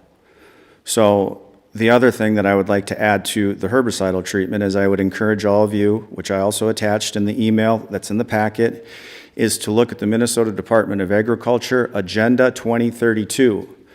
Jessica Shea is familiar with that, as the landfill is dealing with this agenda, and it is leaning strongly in support of banning the chemicals used in our waters and in our lakes. And I would urge you to look at that. We all want to talk about what's best for the water, what's best for the health. The writing's on the wall. These chemicals have PFAS. And this is not determined. This is happening in real time today with the DNR, the Minnesota Pollution Control Agency, and they're going to a direction where it's going to come down to health and safety. The example that was given to me from Crow Wing DNR was the airlines and using glycol deicer on the airplanes for safe takeoff and the mechanics of an airplane to fly safely through the air. Land application and water application will likely be restricted unless these chemical providers can produce a fact sheet that states that these forever chemicals are not present in there. Right now, that doesn't exist. 2,4-D, which was primarily used leading up to Percellacor, is the second half of Agent Orange. Think about that. How do we use the word lake improvement and toxic herbicides in the same sentence? It's an oxymoron. One cancels the other out by definition. Think about that. Okay, thank you. All right, I think our land service is looking for some direction from us on. Are you closing Mr. Chair, you need to close the public hearing first. Sorry, okay. 1 second. Motion to close public hearing. Motion by Commissioner Lubke to close the public hearing at 10:17. Second. Second by Commissioner Franzine. Roll call, please. Commissioner Lubke? Aye. Commissioner Franzine? Aye. Commissioner Lee? Aye. Commissioner Coring? Aye. Commissioner Barros? Aye. So that motion passes. Jessica? Yes, thank you, Mr. Chair, Commissioners. I just wanted to mention a couple more things. As I mentioned earlier, there is no voting today. We'll be back before you on December 16th because we have to hold that hearing within 30 days of this one, where we would either bring a resolution to support or deny the lid. We'll be looking for some guidance from you guys on that. And I wanted to point you to page 245 in your packet. There is a findings of fact and the statute right there, which is what we'll be looking through to see, did they submit everything in this plan? Does their plan follow what statute is required? And then I just wanted to note, when they're talking about the increase on the assessment each year, they cannot go above that $250 without doing a full petition. So they can't just go to their board meeting and the board members, 5 of them, vote to say, let's increase it, and it gets increased. They cannot do that. So they have to do the full petition process, come back through the whole public hearing to increase it. They can decrease it every year. They can go below that. They just cannot go above it. Very good. Question, Mr. Chair. Didn't, in the case of Kimball, in case of Ruth, their lake districts, they redid their whole petition to be able, for the board to be able to change the amount? Is still the 250 the cap? No, for those lake improvement districts that did that new calculation change, they can go above it. So what they do is they figure out their budget each year, and then at those lake improvement district annual meetings, they vote to approve the budget, and then with that budget, they will say what their proposed assessment is. So for those few that have done that, there is no limit to what they can go up to.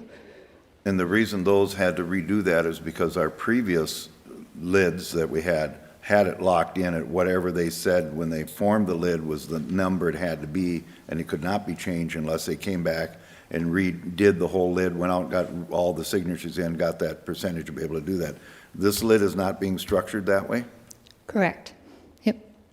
It's This just is being structured at the set amount where they can go lower, but they cannot go above it. So it's at that 250 or lower. Okay. I just thought it was kind of interesting. We have, they're all in Crow Wing County, and we have multiple ways of doing a lid in Crow Wing County. The other question I have for you is there seems to be such a difference between upper and lower Mission right now. There is no way that they can be separate lids because it is navigable water in between. Was that what separates it with the DNR? They can, like upper and lower South Long, they have 2 separate lids. They do, okay.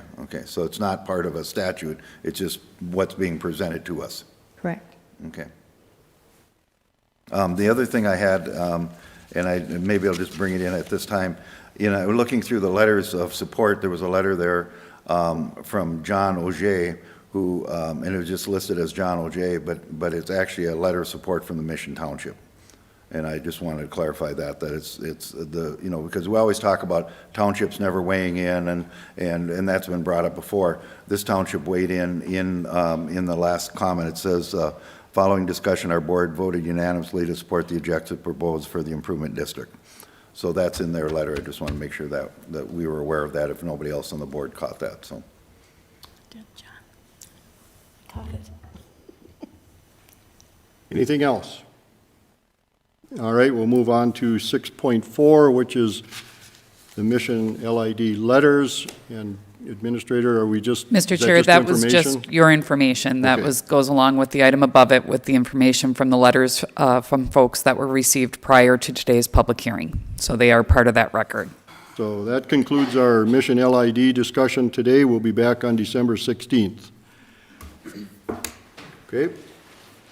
Move on to 6.5.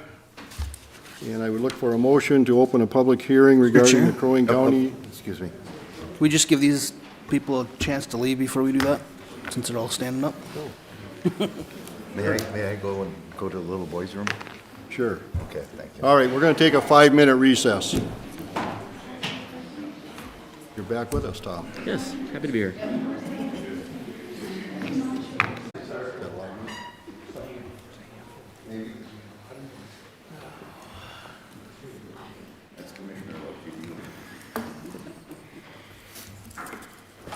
All right, we're back in session, and I would ask Tom to give us a little conversation about the Crow Wing County land swap with the Holmvig family. Yes, thank you, Mr. Chair and Commissioners. Before you today is a proposed land exchange and a public hearing to allow further public input on this proposed land exchange. This proposed Class B land exchange between the county and Bradley and Jane Holmvig. The Holmvigs own 88.25 acres of property across from the county landfill, and of that, approximately 40 acres is currently a gravel pit. In exchange, the county owns 88.64 acres of tax forfeited lands in Bay Lake Township that is considered. Land Services has completed a property valuation of each tract and found that the tax forfeited parcel is to be valued at $359,200, and the Home Big tract is valued at $377,100. This value also includes the timber values. It is the intent of the Home Bigs to explore a future gravel pit on the tract that is currently owned by the county.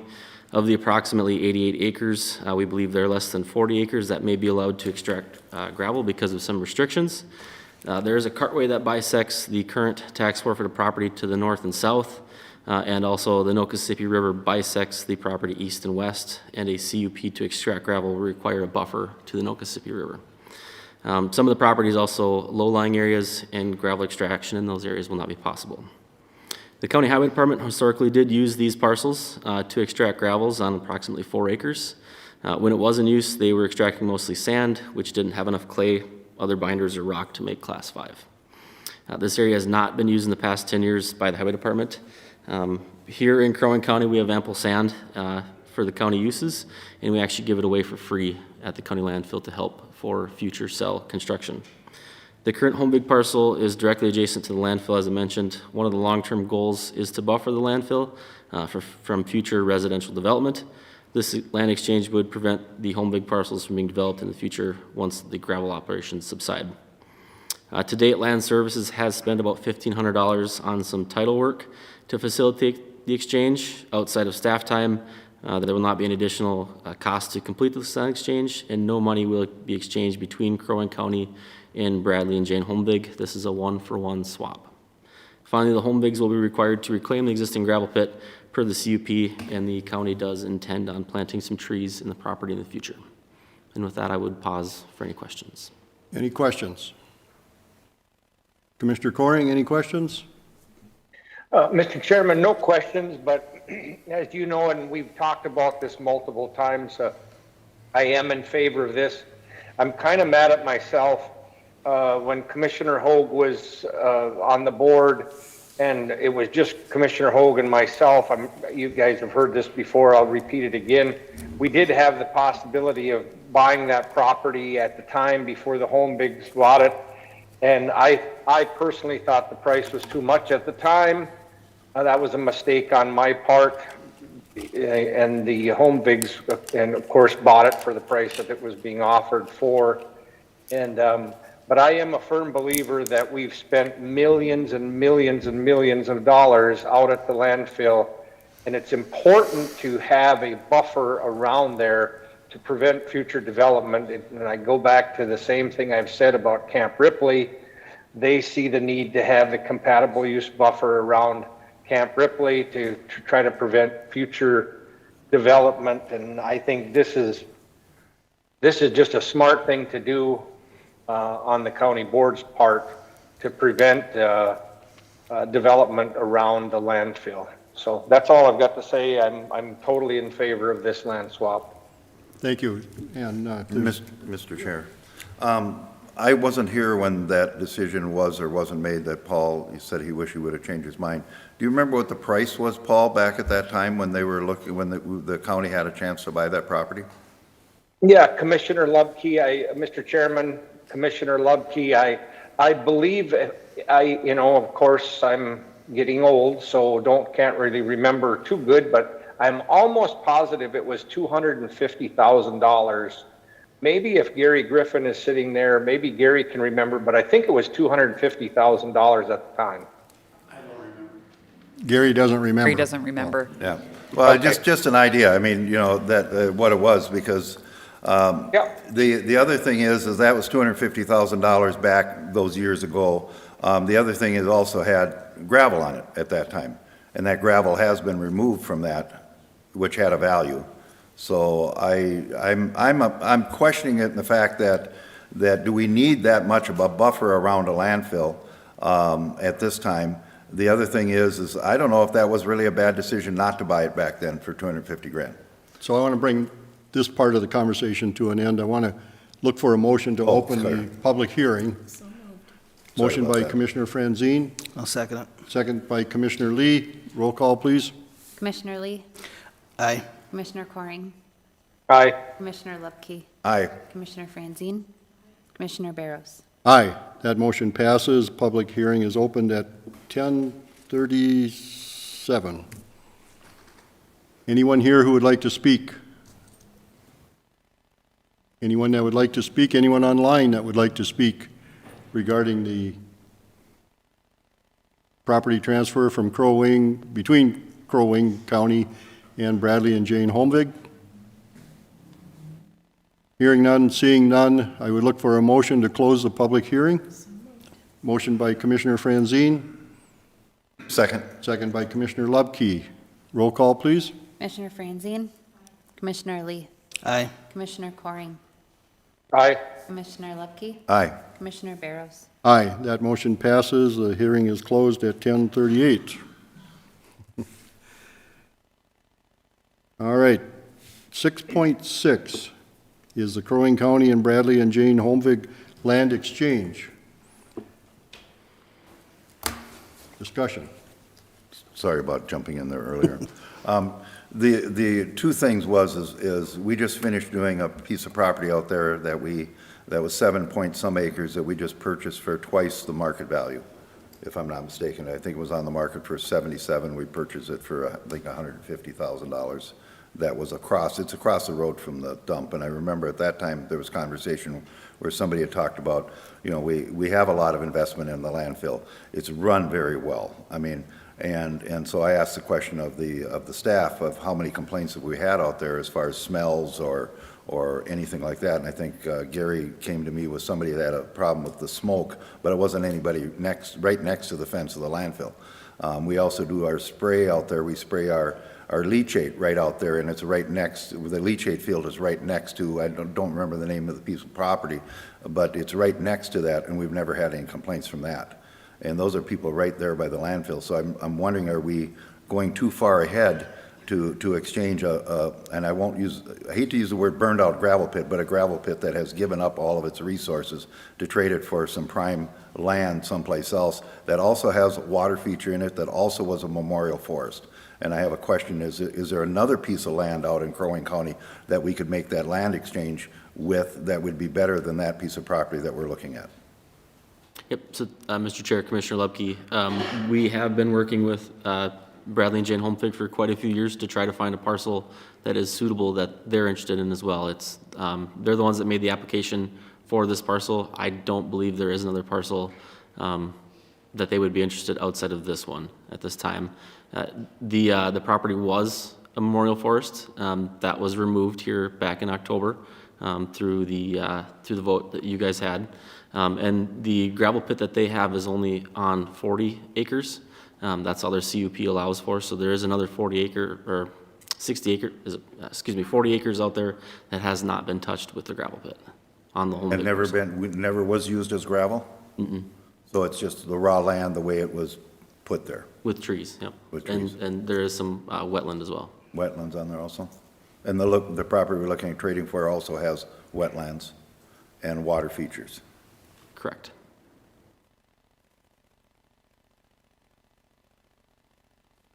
Question for you. Mr. Oh, Chair. go ahead. Commissioner Coring, go ahead.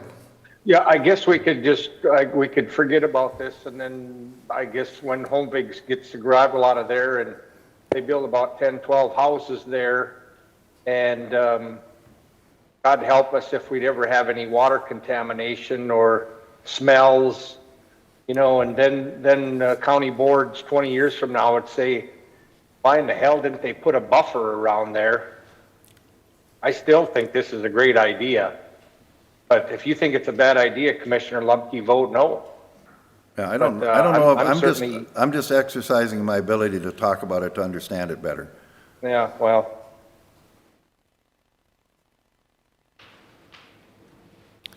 So with a question from me is, does the power line, the new power line that'll be going through, impact the property values that'll be underneath it? And, well, actually, first question is, does it go right over that 80 acres? Or? Yes, so Mr. Chair, that power line is set to be parallel to that existing power line. As far as property values go, I'd have to defer to Mr. Griffin on actual values if that'll have an impact. Gary? Thanks, Commissioner. Yes, the way the power line going all the way through the middle of that 80 acres would have some impact to that property value, yes. Okay, so what we're saying is $357 or $59. It probably wouldn't be worth quite that. Is any estimate on where we would be with the value? I think we're currently with something like that, we're probably around 10% reduction. It probably already has one, but my understanding is, Minnesota Power will have to secure, still pay for that easement that goes through there, so there will be some, I don't know what they're given for that, but there will be some revenue from that when they come through. So it mitigates some of that. Some of it. Loss in property value. Yeah. Okay. Any other questions? Commissioner Lee. Oh, sorry. I just wanted to add a couple things. I think it's important that we do this buffer as well. If you look at what happened, Elk River, they've had a lot of issues with that, with their landfill down there, and that, I think this is a good step in alleviating that problem for us in the future. And if you look at situations that some of the counties, like Cass County is in right now, we need to do what we can to protect the asset that we have with the landfill. Right now, Cass County residents are paying 4 times what Crow Wing County residents are paying for the same service. So I think this is an important issue. I did have one of my constituents that reached out to me about not being in favor of Mr. Holmvig getting the property on County Road 8. Reason being is didn't feel it was a good spot for a gravel pit, and it would eliminate some of our county land that we have. I guess my thought on that is, I don't know if that gentleman realized it was a gravel pit before it became Crow Wing County property or not. And then we have 107,000 acres of county property in Crow Wing County for people to be on and hunt and hike and so forth. And there's 2 properties within 5 minutes of this one that they could use as well. So I guess I'm supportive of this deal because I think it's important for us as a county to ensure that that's there for the next 100 years, that the next generation of board members aren't dealing with what Cass County is dealing with now. So, thank you. Commissioner Lubke. Yes. As far as the buffer part, I'm not as much of a problem with the buffer part, just making sure we're doing the due diligence, that we're doing fair for fair. And right now, I don't know if that's, in my head, if that's fair. And then you say, well, you could build a bunch of houses there. Well, I don't know how many open gravel pits we have, and I know there's quite a few in the county, privately owned and publicly owned. I haven't seen houses being built in the middle of those gravel pits. And the other thing is, if there is a CUP or conditional use on that, what assurance do we have that Holmvig is going to get that all leveled back off, get the overburden back in, and the gravel pit is done being a gravel pit that would allow us to be able to plant the trees on there? When we bought that property next door, that 7.5 acres, was there anything put in place there? Because I think there was a structure on that place. Was any of that, is that structure going to remain there? Or is the county going to use its funds to remove that structure? If we paid twice the price for that, maybe we should have thought about that at the time and said maybe in that price would have been that structure being removed, instead of adding that back on to do our due diligence is what I'm saying. So that's where I kind of look at this and say, we have 105,000 acres in Crow Wing County. There's maybe got to be a better swap than 80 acres that half of it's got a creek running through it, that it was a memorial forest until we changed our minds. And there might be a better piece of property out there for the Holmvigs to be able to use to be an equitable swap. That's my point. So, and I'm going to be quiet. Gary? Thanks, Chairman. I just wanted to say I believe we did do our diligence. I believe that the want from the county on that almost 8-acre piece, it was worth more to us than probably anybody else. Yes, we are willing to tear down the house. We knew that when we went into that agreement. So it wasn't like we did the transaction and then said, oh, we forgot to get that in the price. We knew that going into it, and we were willing to do that to continue to build a buffer around the landfill. Here we do have I want to say, agreement with Mr. Holmvig to reclimate the slopes and everything on that old pit when he gets all of his piles out of there. And yeah, we'll throw some trees on there. So there will be some cost, but the main thing is that there is no other, whether it's homes or pole sheds or whatever, that we're going to have to compete with private ownership that continues to, develop in this county. Just trying to protect our resource that's important to all of us here. That's all I want to say there. Thank you. Thank you, Mr. Chair. I'll just throw this out there. They have a golf course up here that's called a gravel pit golf course. Sure Are do. we thinking of having a gravel pit park in Crow Wing County anytime soon? I have been told not to bring up any new parks. No. So, thank you for letting me speak my mind. Any other questions, concerns? And if there are none, I would look for a motion to approve the resolution that's attached to our agenda concerning the Crow Wing County and Bradley and Jane Holmvig land exchange. Motion to approve, Mr. Motion by Chairman. Commissioner Coring. Second by Commissioner Franzine. Roll call, please. Commissioner Lupke, No. Commissioner Franzine, Commissioner Lee, Aye, yes. Commissioner Coring, Aye. Commissioner Barros. Aye. That motion passes. Thank you. Thank you. Now move on to 7.1, the Lake Improvement District budgets. Thought we were done with We're it back for to lake today. improvements again. We're back. Can't get away from it. Good morning, Mr. Chair, Commissioners. Today I have before you, annually, we bring our Lake Improvement District budgets. As per policy, you guys approve their budgets. This is not you approving their assessment. Those are already set by their founding documents. There's 9 lake improvement districts in Crow Wing County.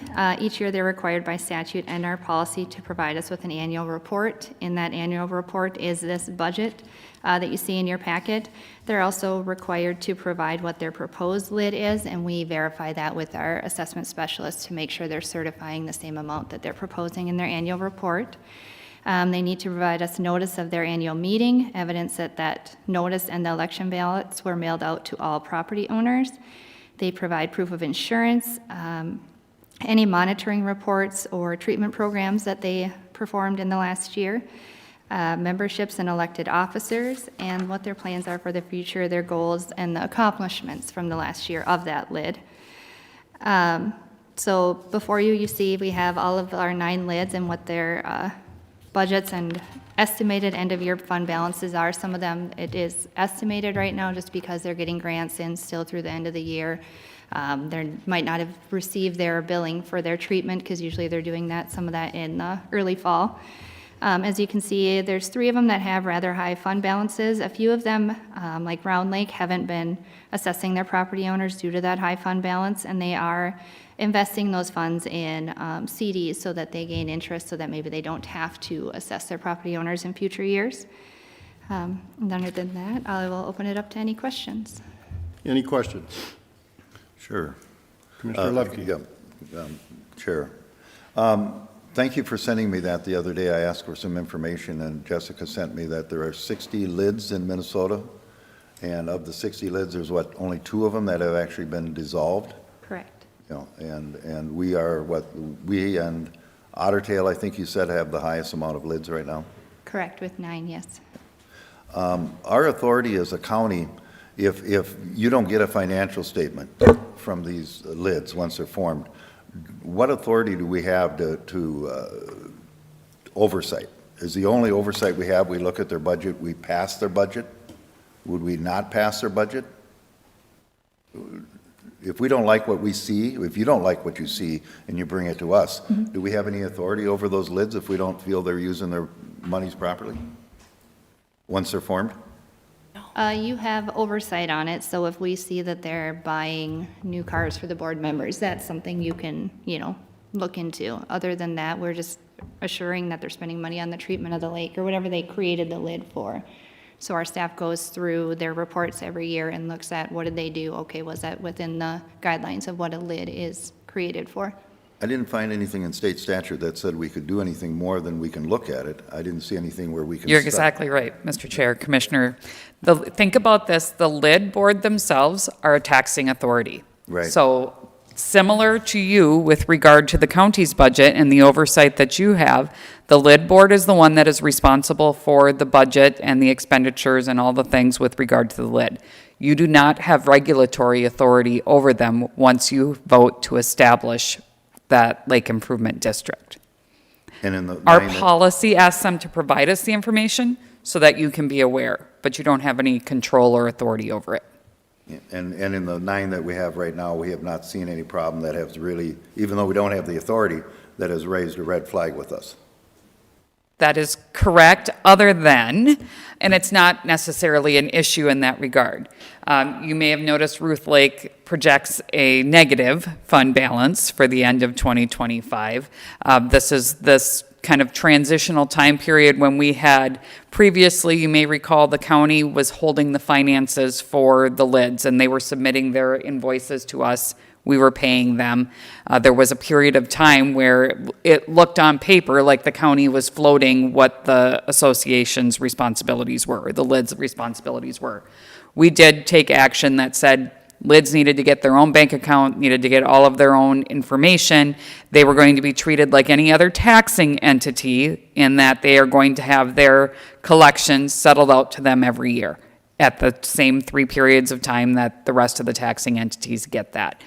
That is part of where this kind of purveyance, this review comes in for you, is you're seeing the activities of what is happening there, but you're not responsible for making any of those things, any of those changes, and there's nothing that's really risen to any concern, I believe you would agree, when you look at what they have provided. Thank you. You talked long enough where I forgot that other question. Sorry. Well, no, you should say thank you. I'll say thank you. Mr. Coring? No, I just said good.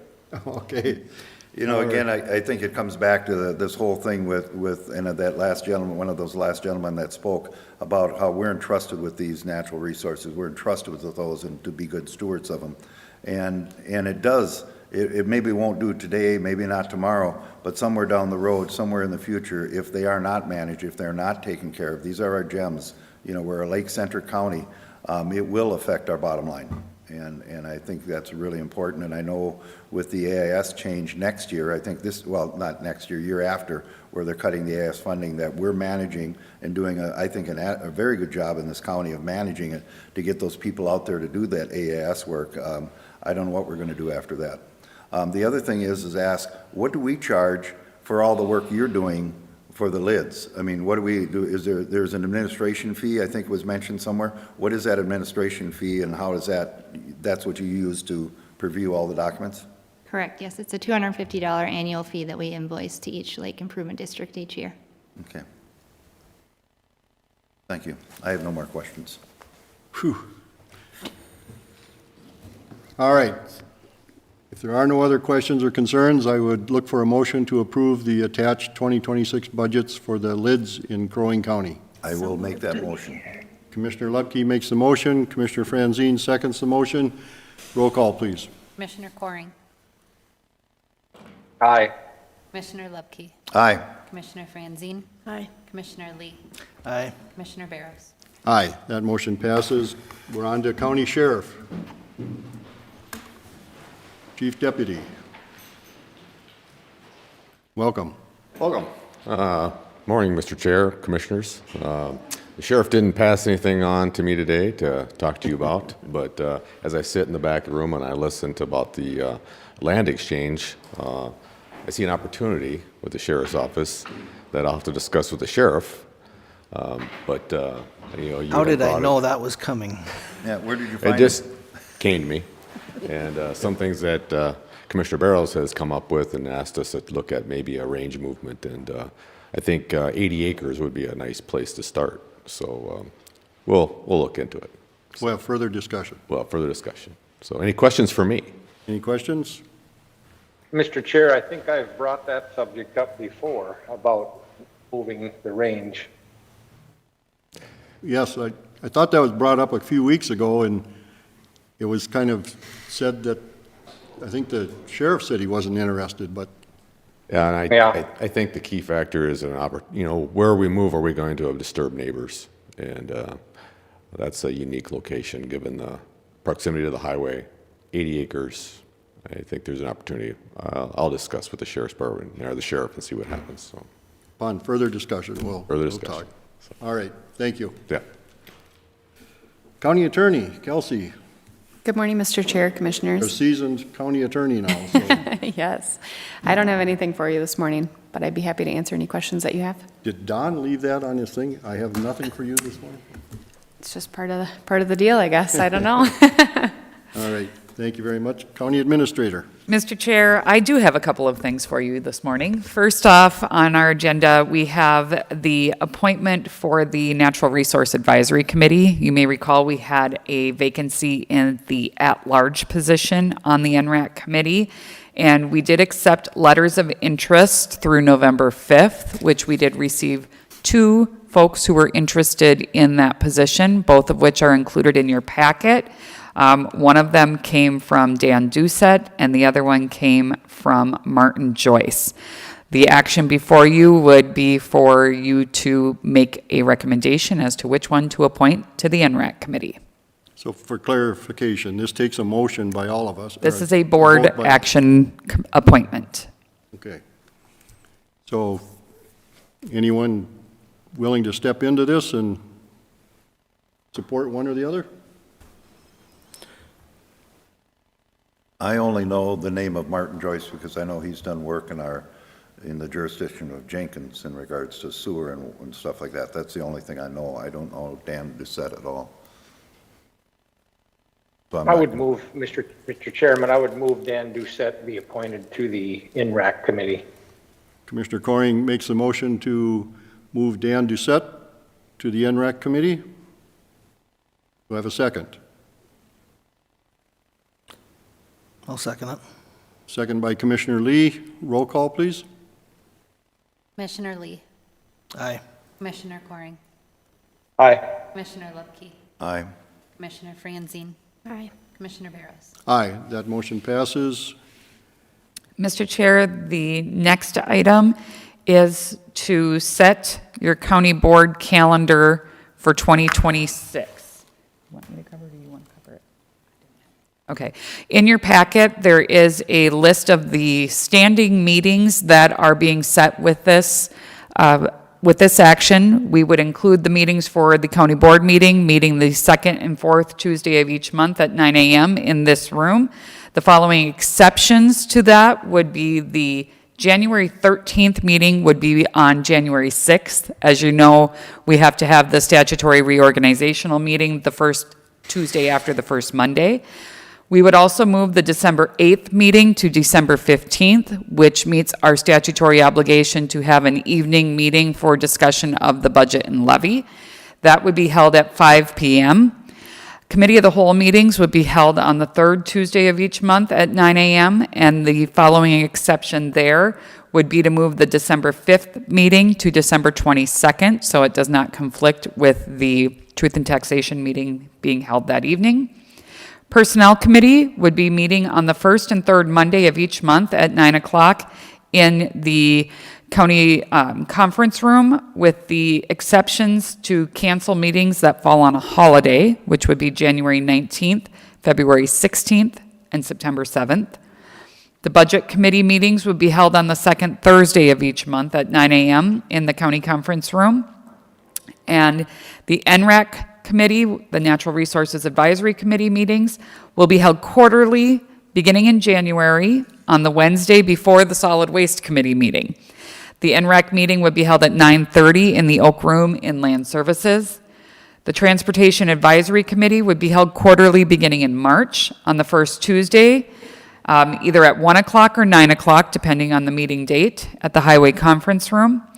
Another statutory meeting you're required to have is the County Board Appeal of Equalization. That meeting would be held on June 15th, beginning at 2 p.m. here in the County Boardroom. And Solid Waste Committee meetings would be held quarterly on the third Friday at 9 a.m. in the Oak Room. These would be the standing committees, the standing board meetings that would be published, and this is the calendar that we're putting before you for you to adopt. Mr. Chair. Questions? Commissioner Coring, go ahead. Mr. Chair, just a question for the county administrator. Tell me if I'm right. I believe this, in adopting this calendar, that meets our open meeting law or our posting requirement, but I believe we do double duty on posting. Don't we adopt this calendar and yet we post all these meetings in the paper? You are correct, Commissioner Coring. Yes, by adopting this calendar, it meets the requirement of publication or posting notice of what we would need for the public meetings coming up for 2026. However, we still continue to publish all of these meetings with their agendas the week preceding each meeting, as well as posting in our official posting locations. Thank you, Mr. Chair. Yes, thank you. So, Mr. Chair, I would look for a motion to adopt the calendar as presented. So Do I have moved. a motion by Commissioner Franzine? Second. Second by Commissioner Lee. Roll call, please. Commissioner Franzine. Aye. Commissioner Lee. Aye. Commissioner Coring. Aye. Commissioner Lubke. Aye. Commissioner Barros. Aye, that motion passes. Thank Finally, you. Mr. Chair, I kind of took them out of order, but our senior management team did meet yesterday. We had a good discussion around, as we move into 2026, looking at our year-end performance appraisal review process that is about to kick off here in December. We also talked about the upcoming changes with the paid family medical leave that will be coming into play in January, kind of talking about what departments are planning as far as how we will continue to deliver the services that we need to deliver if we do have some folks who are out on leave. So we're making sure that we have those contingency plans in place prior to those leaves happening so that we are all kind of working on the same page as we look forward to that. So it was a good conversation at SMT, and we will continue to look into the future.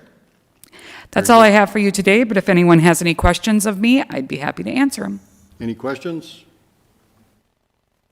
Hearing none, we'll move on to additional business. Apparently, I'm the only one who speaks during additional business, so first thing I want to do is congratulate the team that has created the Crow Wing County 5-year budget plan, and with their efforts and understanding and commitment to Crow Wing County, we will have a better handle on the changing environment and impacts that are on our annual levy. So great work to them. There was quite a list that was included in our SharePoint site, so appreciate that. The only other thing I have is let's have a gratitude Thanksgiving, or happy Thanksgiving, should be both. And be safe on the roads and be safe in the air on your travels. So with that, I would look for a motion to adjourn. So moved. Motion by Commissioner Lubke, second by Commissioner Franzine. Roll call. Commissioner Lubke. Aye. Commissioner Franzine. Aye. Commissioner Lee. Aye. Commissioner Coring. Aye. Commissioner Barros. Aye. Happy Thanksgiving. We are adjourned.